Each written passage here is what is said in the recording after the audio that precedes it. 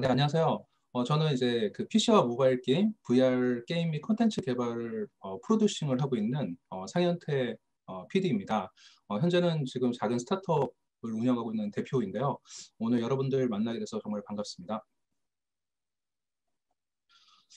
네, 여러분들 잘 아시겠지만 그 기획하고 이제 개발, 그러니까 엄밀히 말하면 기획은 개발 카테고리 안에 들어가요. 그래서 개발 안에서 이제 크게 뭐 나눠 본다고 한다면 기획 같은 경우는 이제 그 게임을 만드는 데 있어서 전반적으로 이제 그 설계도를 만드는 작업이라고 보시면 될 것 같습니다. 그래서 어떤 뭐 그 게임을 예로 든다고 한다면 뭐 게임의 어떤 그 세계관이라든지 또 게임의 컨셉이라든지 등장인물에 대한 어떤 성격이라든지 뭐 이런 부분에 대해서도 또 이렇게 설계를 하고 그 외에 이제 실제로 아티스트가 어떤 그 그래픽 리소스를 뽑아내기 위해서 여러 가지 이제 그래픽 컨셉을 잡는 시발점이 되는 역할도 좀 해주고요.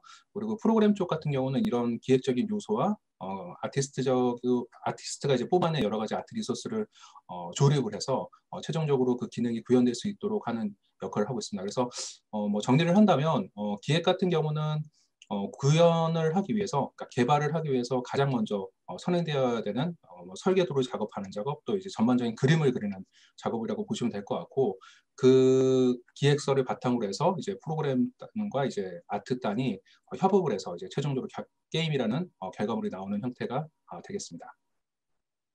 어, 저는 이제 사실 예전에 그 PC랑 모바일 게임 개발을 했었고, 뭐 최근에는 뭐 VR, AR 게임 및 컨텐츠 개발을 하고 있는데요. 아무래도 이런 융복합 컨텐츠 위주로 개발을 좀 하고 있습니다. 근데 이제 게임 같은 경우는 주로 이제 저도 이제 게임을 좋아하기 때문에 제가 주로 플레이하고 있는 그 모바일이나 PC 게임 같은 곳에서 이제 레퍼런스 게임을 좀 삼아서 거기서 이제 좀 인사이트를 얻는 경우도 있고요.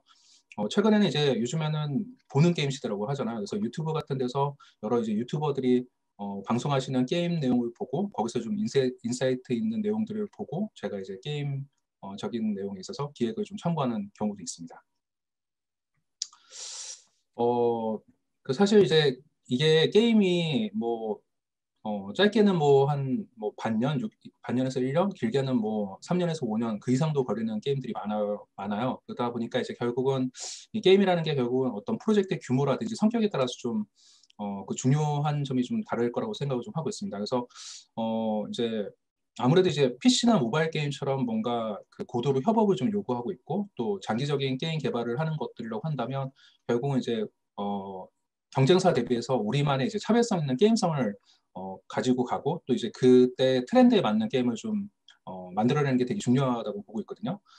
그리고 이제 이런 상황 중에서 간혹 이제 대기업에서 진행하는 프로젝트 혹은 이제 중견 이상 되는 프로젝트에서는 굉장히 유명한 IP를 좀 활용해서 게임을 개발하는 경우가 좀 많습니다. 그래서 이런 경우는 또 이제 그 IP가 가지고 있는 고유한 오리지널리티 이런 것들이 이제 게임에 잘 녹여들 수 있는 형태로 기획적인 방향이나 이런 것들을 좀 잘 잡아야 되고 실질적으로 게임이 이제 뭐 오픈 베타나 이렇게 최종적으로 출시가 됐을 때 사용자들이 그 부분에 대해서 이제 원작의 오리지널리티가 이제 해쳐지지 않는 형태에 대해서 기획자들이라든지 이제 개발자들이 그런 부분을 게임 속에서 충분히 녹여낼 수 있는 형태로 좀 고민해야 될 필요가 있다고 생각을 좀 합니다. 그리고 이제 디바이스 같은 경우도 좀 중요하게 고민을 해야 되는데 뭐 여러분들 잘 아시다시피 사실 PC나 모바일 게임 같은 경우는 뭐 PC는 뭐 인풋 인터페이스가 키보드랑 마우스잖아요. 그리고 이제 모바일 같은 경우는 화면에 터치한다든지 프리킹하는 그런 방식을 통해서 하는데 또 이제 뭐 VR 같은 경우는 HMD라고 해서 헤드 마운트 디스플레이를 쓰고 거기서 이제 뭐 전용 컨트롤러를 하는 방식이 있습니다. 그래서 각 이제 그 게임의 어떤 플랫폼에 따라서 여러 가지 이제 인풋 인터페이스, 그러니까 입력 장치에 대한 어떤 기준이 틀리기 때문에 이런 부분에 대해서도 그 기기의 어떤 특성에 맞춰서 게임을 설계하는 것들이 되게 좀 중요하다고 보고 있고요. 마지막으로는 이제 결국은 우리가 이제 대부분 개발사들이 혹은 이제 기획자들이 게임을 만들 때는 뭐 인디 게임 같은 경우는 좀 다르긴 하지만 개발사들 같은 경우는 결국 수익 창출입니다. 그러니까 우리가 어떻게 어떤 비즈니스 모델을 가지고 이것들을 이제 수익 창출할 수 있을지에 대해서 고민을 해야 되는데 기획자분들이 이제 그런 비즈니스 모델적인 측면에서 고민을 좀 많이 해야 되는 부분이라고 할 수 있겠죠. 네, 이상입니다. 네. 네, 그 제가 이제 업계에서 쭉 오래 있다 보니까 뭐 여러 가지 경험을 좀 했던 것 같아요. 그러니까 뭐 제가 신입이나 2, 3년 차 때는 좋은 게임을 만들어야지라는 이제 그런 열정이 있다 보니까 어떤 뭐 개발 기간이라든지 이런 것들 생각을 안 하고 쭉 개발을 좀 진행했던 경우가 많았었거든요. 근데 이제 여러분들이 잘 아시다시피 사실 100개의 게임 프로젝트가 있다 그러면 그중에서 한 10개 내외의 프로젝트만 시장에 출시하게 되고요.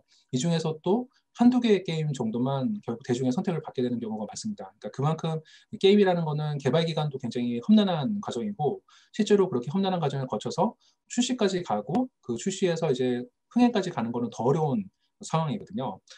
그러다 보니까 이제 제가 뭐 지금까지 이렇게 뭐 10년 이상 게임 개발이라든지 컨텐츠 경험을 하면서 하나 느꼈던 거는 이제 이런 게임이라는 게 결국은 뭐 적게는 몇 억에서 많게는 뭐 수백억, 수십억 이렇게 들어가는 굉장히 이제 고비용이 들어가는 산업입니다. 그러다 보니까 이런 중견기업이라든지 어느 정도 규모가 작은 회사 입장에서는 이 게임을 애써 힘들게 개발을 했는데 흥행이 실패하게 되면 회사에 굉장히 큰 타격 혹은 회사가 폐업하는 순간까지 갈 수가 있거든요. 그래서 제가 이제 뭐 중요하게 생각하는 부분이라고 한다면 결국은 이제 그 기획자가 결국 가장 최초의 시발점에 있거든요. 결국 스펙을 정하고 그 기간 내에서 굉장히 재미있는 게임성을 뽑아내는 게 결국 기획자의 역할이기 때문에 그런 부분에 있어서 기획자가 굉장히 좀 집중을 해서 잘 이제 그 스펙을 조정해야 된다고 생각을 좀 하는 거고요. 그리고 이제 뭐 좀 여담이긴 하지만 기획자의 가장 큰 역할 중 하나가 결국은 문서 작업도 잘하고 뭐 설득시키는 작업도 되게 중요하다고 생각하고 있습니다. 그래서 이 지금 기획자라는 포지션은 결국 아티스트, 뭐 프로그래머, 그 밖에 이제 다양한 외주 담당자라든지 뭐 이렇게 PM하고도 같이 이렇게 얘기를 해야 되는 경우가 많이 있거든요. 그렇기 때문에 커뮤니케이션적인 능력을 좀 잘 살리셔가지고 회사의 어떤 제한된 리소스를 최대한 활용해서 좋은 게임을 만들 수 있는 형태의 기획을 하는 것들이 굉장히 좀 중요하다고 생각을 하고 있습니다. 그래서 이런 부분에 대해서 좀 주의하면서 개발을 한다면 회사 입장에서도 굉장히 이득이 되고 실제적으로 이렇게 좋은 게임을 만들므로써 기획자 본인한테도 굉장히 큰 베네핏이 될 거라고 생각을 좀 하고 있습니다. 네, 네, 그 사실 뭐 그 게임 개발이라는 게뭐 PC나 모바일이나 VR이나 그렇게 크게 다르지가 않습니다. 결국은 이제 요즘에 예전에는 제가 이제 그 한 10년 전에는 게임 엔진을 다 개발사에서 개발을 했었고 그런 것들에 대한 기술력을 가지고 있는 회사가 정말 좋은 회사라고 많이 인지를 좀 했었거든요. 근데 요즘에는 상용화된 이제 게임 엔진들이 워낙 잘 만들어져 있고 뭐 대표적으로 유니티나 언리얼 엔진 같은 엔진들이 많이 써요. 그러다 보니까 게임 개발의 어떤 플로우라든지 방법론적으로는 크게 다르지는 않거든요. 다만 이제 여기서 좀 차이가 나는 부분은 아까 말씀드렸다시피 이제 그 기기별로 어떤 특징, 특히 이제 뭐 PC랑 모바일 같은 경우는 떻게 보면 우리가 화면을 보는 방식이라고 한다면 VR 같은 경우는 내가 그 공간에 들어가 있다는 컨셉으로 좀 잡아야 되거든요. 그래서 이제 이런 VR 게임이나 컨텐츠의 가장 큰 장점은 사실은 시각과 청각을 좀 차폐시켜서 몰입감을 좀 극대화시키는 데 있습니다. 시각과 청각이 차폐가 되다 보니까 사용자들에게 전용 컨트롤러를 제공하는데 이런 전용 컨트롤러를 통해서 게임 내 다양한 그 오브젝트들과 상호작용을 좀 진행을 하게 되거든요. 이런 부분이 이제 그 PC하고 모바일 게임하고 VR 게임의 좀 가장 큰 다른 점이라고 좀 보고 있는 거고요.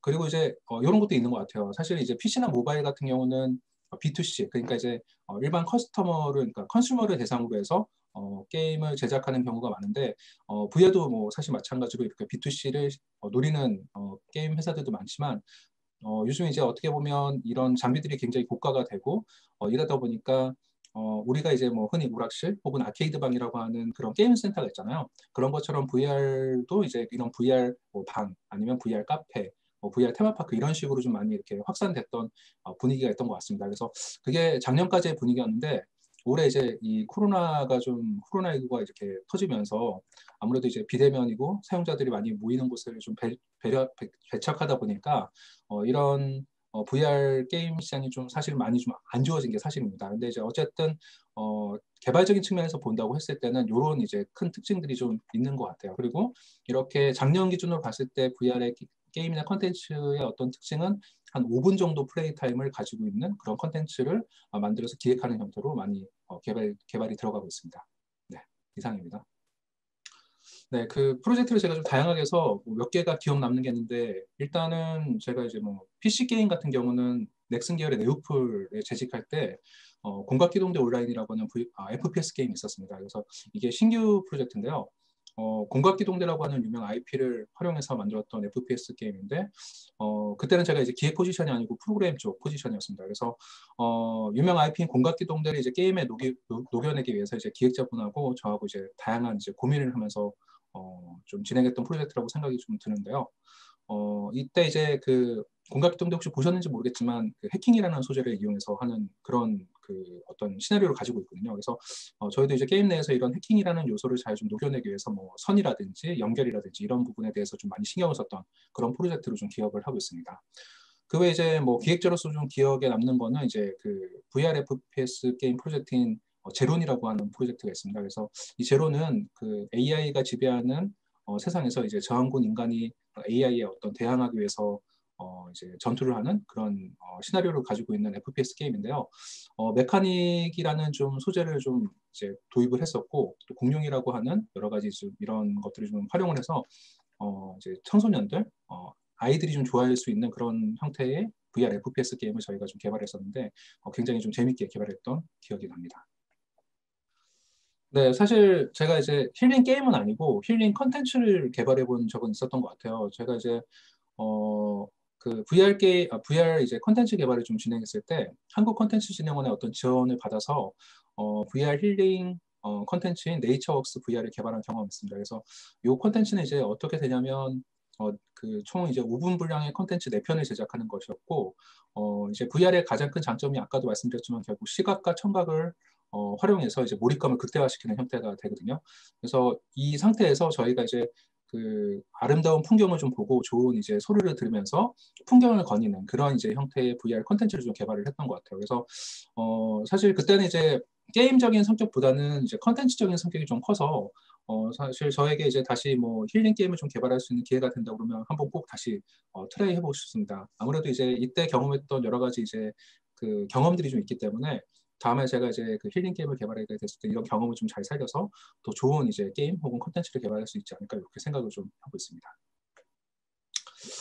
네, 그 제가 그 사실 좀 어려운 질문이긴 해요. 근데 이제 앞서 말씀드렸던 네이처웍스 VR 같은 경우는 이제 저희가 이제 최종적으로 개발이 끝난 다음에 이 힐링 컨텐츠 사종을 성남 고령 친화 체험관에서 이제 노인 30분을 대상으로 한번 테스트를 좀 한번 해본 적이 있었습니다. 그래서 다양한 이제 그 뭐 심박도라든지 뇌파라든지 이런 것들을 좀 측정해서 그 노인분들이 이제 체험하는 환경을 저희가 관찰을 했었고 거기서 이제 여러 가지 좀 지표를 좀 얻게 됐었는데 일단 뭐 아무래도 이제 그 고령화센터에 오시는 분들 자체가 이제 좀 거동이 좀 불편하신 분들도 있고 그러니까 평소에 여행이나 이런 것들 잘 못 다니셨던 것 같아요. 그래서 저희가 만들었던 뭐 이런 관광 컨텐츠, 뭐 제주도라든지 그랜드 캐년이라든지 바닷속이라든지 그다음에 이제 뭐 숲길을 걷는다든지 이런 이제 컨텐츠를 체험하시고 좀 좋아하시는 분들도 있었습니다. 그래서 근데 이제 좀 재밌는 거는 저희가 그 심리적으로는 굉장히 이분들이 어쨌든 가보고 싶지 못했던 곳을 갔을 때 어떤 만족감 그런 걸로 인해서 어떤 만족감을 좀 얻으셨던 것 같고 또 재미난 지표는 이분들이 아무래도 이제 평소에 좀 가보지 못했던 것들을 실제로 이제 본인이 가상현실 공간에서 좀 걸음으로써 여러 가지 좀 여행으로서의 어떤 동기부여가 좀 되셨던 것 같아요. 그리고 저희가 이제 이 컨텐츠 같은 경우는 실제로 발을 써서 이제 이동하는 그런 컨텐츠였거든요. 그러다 보니까 운동 효과도 좀 있었다는 그런 좀 재미난 좀 데이터도 저희가 얻어서 개인적으로는 좀 심리치료나 이런 쪽 그 외의 부분에 있어서 굉장히 큰 도움이 된다고 생각을 좀 하고 있습니다. 네, 사실 제가 이제 뭐 심리학과 출신이라든지 뭐 정신과 쪽그 전문의가 아니기 때문에 이걸 어떻게 접목시킬지에 대해서는 참 고민이 많습니다. 그러니까 저는 이제 그런 전문 분야 쪽에 있는 사람이 아니고 어쨌든 컨텐츠나 게임 쪽을 만드는 쪽이기 때문에 이런 쪽을 개발했을 때는 제가 봤을 때는 그 전문가와 협업을 해서 진행을 해야 된다고 생각을 하는 거고요. 개인적으로는 그 접목해 볼 수 있는 굉장히 좋은 소재라고 생각을 하고 있습니다. 그래서 어, 일단 제가 이제 모바일 게임 같은 경우는 뭐 힐링 게임이라고 해서 좀 유명한 게임을 보면 이제 마이 오아시스라고 하는 그런 게임도 있었고 또 콘솔 게임으로는 뭐 닌텐도의 동부의 숲 같은 그런 게임이 있었잖아요. 그래서 힐링이라고 하는 어떤 그 주제를 좀 봤을 때는 우리가 힐링이라고 한다고 하면 뭔가 이제 하지 않고 몸과 마음이 되게 편안해지는 이런 상태를 좀 의미하는데 게임 같은 경우는 뭔가 이제 다양한 상호작용을 좀 해야 되고 이러다 보니까 뭔가 가만히 있는 것들이 사실은 좀 어렵습니다. 그러니까 게임을 하는 데 있어서 뭔가 가만히 있고 멍하니 있고 뭔가 생각을 하게 된다고 하면 아무래도 이제 어떤 게임적인 재미라든지 이런 것들을 느끼기가 많이 제한되기 때문에 힐링 게임은 좀 다른 형태로 접근해야 된다고 생각을 하는 거고 그러다 보니까 게이미피케이션 그러니까 어떤 게임적인 여러 가지 성격을 넣어서 장점을 살리는 것도 참 좋은 방법이긴 하지만 실질적으로 이런 전문가들의 도움을 받아서 정말로 이제 이런 힐링 게임을 함으로써 사용자들이 심리적인 치유가 좀 되고 마음의 안정을 얻을 수 있는 형태로 게임이 들어가면 굉장히 좋은 부가가치를 활용할 수 있는 새로운 이제 분야를 우리가 만들어내지 않을까 이렇게 생각을 좀 하고 있습니다. 네, 일단 저는 아까 이제 그 소개 때도 잠깐 말씀드리긴 했는데 현재는 모바일 게임을 좀 개발을 하고 있습니다. 그래서 당연히 이제 제가 단순하게 이제 기획자라든지 그냥 프로듀서의 역할이었다고 한다면 제가 만들고 싶은 게임이 있었고 그것들을 있었는데 현재는 제가 이제 법인을 이제 설립을 하고 만들고 있는 게임이 이제 방치형 RPG가 되겠거든요. 그래서 이 방치형 RPG는 사실 저는 뭐 앞서 이전에도 말씀드렸지만 주로 FPS 게임, 총싸움 게임들이라든지 이런 힐링이라든지 융복한 콘텐츠를 주로 했었는데 RPG류는 사실 많이 만들어 본 적은 없던 것 같습니다. 그래서 저한테 개인적으로 한번 도전해보고 싶은 장르이기도 하고요. 또 저희 내부에서 지금 개발하고 있는 개발 인력을 좀 집중해서 하고 있는 게 이 방치형 RPG이기 때문에 요 이제 게임을 좀 잘 만들어서 회사를 좀 잘 성장시키고 싶다는 생각이 좀 있습니다.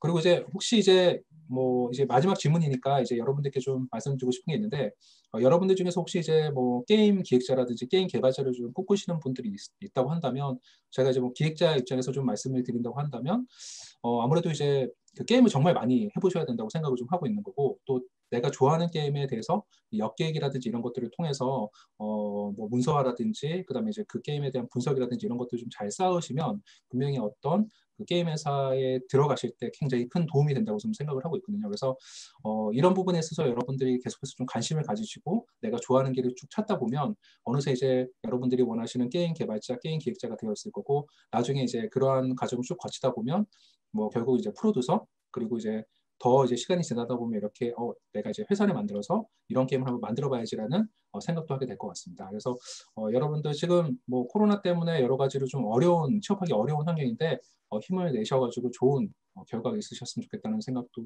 하고 있습니다. 네, 파이팅 하십시오. 네, 감사합니다. 네, 지금까지 제이크레이터 황세평기팀 인터뷰였습니다. 감사합니다. 네.